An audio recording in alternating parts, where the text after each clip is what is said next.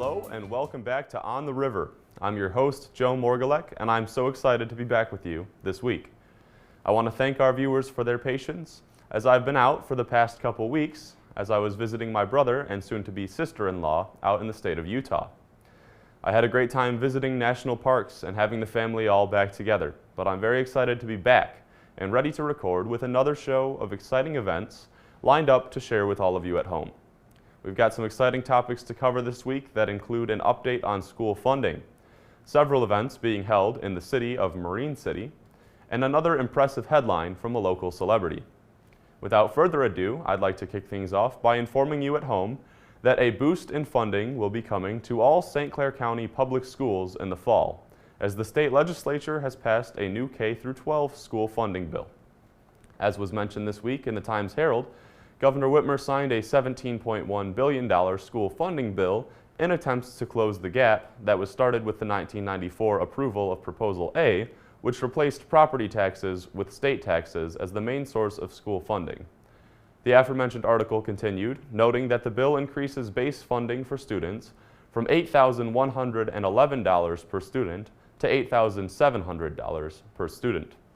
The increase in funding extends to our local East China School District and has aims to support students' social and emotional needs while also bolstering the budget, helping to offset the declines caused by a recent decline in enrollment. And next for the week, I'd like to inform you that the St. Clair County Substance Prevention Through Early Action and Knowledge Coalition is continuing their virtual youth scavenger hunt until August 15th. Youth are encouraged to join the hunt at any time, and all school-aged children in St. Clair County are welcome to participate with parents' permission.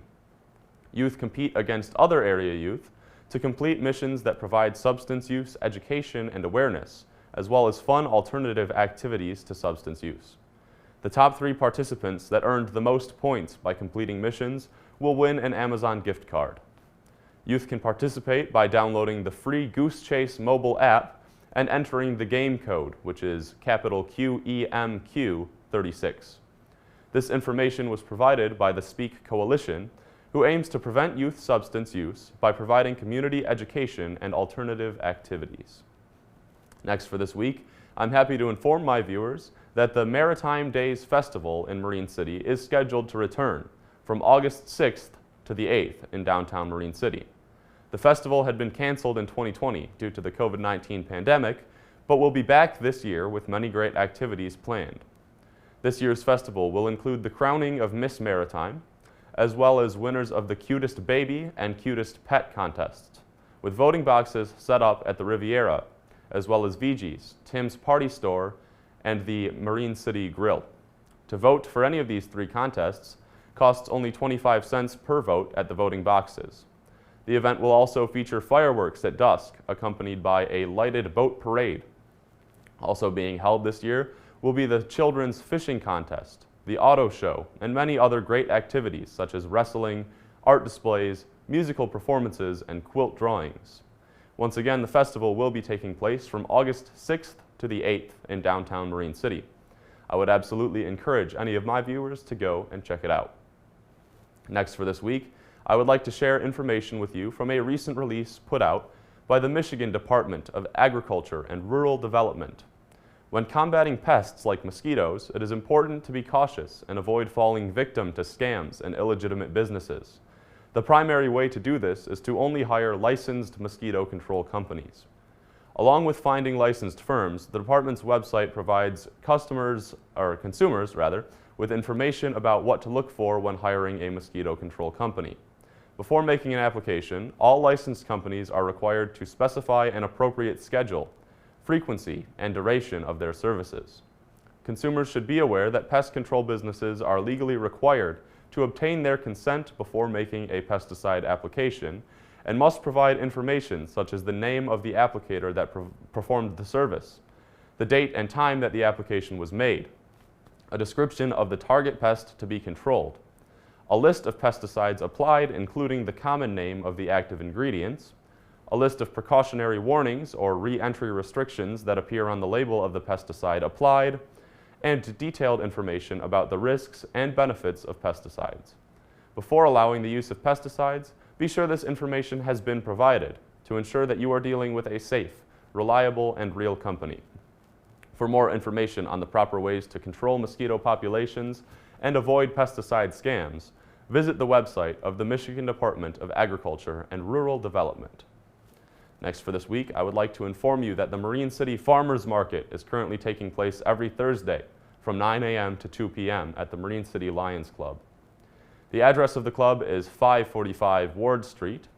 The sales at the farmers market will continue through October, with fruits, vegetables, baked goods, and jams being sold. Woodwork, jewelry, and handmade crafts are also available. The event has 6 vendors, but is always looking to add more. Anyone interested in becoming a vendor is welcome to call 810-956-4290 and speak with Tom about joining the market. The many great events which I have mentioned aim to bring attention to the social network of Marine City and raise funding for important causes that are held throughout the summer. And participation makes a great deal of impact not only for those who are hosting the events, but for the community as well. To find out more about the aforementioned events or others taking place, check out the Marine City Lions Club Facebook page. Lastly for this week, I would like to revisit the story of a St. Clair High School graduate who continues to make headlines for his impressive showings with the San Diego Padres. All-star infielder Jake Cronenworth, just days after competing in the All-Star game, managed another greatly impressive showing by hitting for the cycle in the dominating 24-8 win over the Washington Nationals. For those of you who don't know, to hit for the cycle means to have a single, double, triple, and a home run all within the same game. Not only did Jake accomplish this tremendously impressive feature, but he did it within only 5 innings of the 9-inning game, hitting a double in the 2nd, a triple in the 3rd, a home run in the 5th, and finally notching a single to complete the cycle in the top of the 6th. For context, only one other MLB player among all 30 teams has hit for the cycle this season. During the game, the Padres set a franchise record for having 24 runs in one game, defeating their previous record of 20 by quite a significant margin.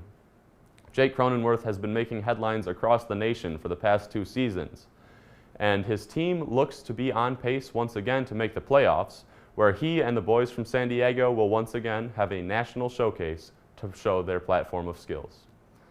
As you all know, I like to end my On the River segment by introducing you all at home to one of the freighters that you may see passing by on our beautiful St. Clair River. This week, I would like to introduce you to the lake's first 1,000-foot freighter, with a length of 1,000 feet to the very inch. The Stuart J Court sailed its maiden voyage on May 1st of 1972. The ship surpassed the Edmund Fitzgerald and the several dozen maximum seaway-sized bulk freighters, which had shared the honors as the largest on the lakes since September 22nd of 1958, when the Fitzgerald entered service. The Court's first trip was a load of 49,343 gross tons of taconite pellets, which broke the record previously held by the Arthur B. Homer. Not only was the record broken, it was broken by over 20,000 tons. The Court is a self-unloader, but does not use a traditional deck-mounted unloading boom. Instead, it uses a short shuffle boom at the after end of the vessel behind the engine room, which allows the ship to unload at higher speeds than most self-unloaders. If you happen to see this record-breaking ship passing by on the lakes, I would absolutely encourage you to stop and check it out, taking time to remember its historical significance and ties to the famous Edmund Fitzgerald. That's going to do it for this week's edition of On the River. I hope you all found something of interest to take away from the show this week. We're expecting beautiful, sunny weather with low humidity and temperatures ranging from 70 to 85 degrees throughout the coming week. I hope you all get a chance to go out and enjoy it, and I look forward to being back with you next week. Once again, I'm your host, Joe Morgulek, and this has been On the River.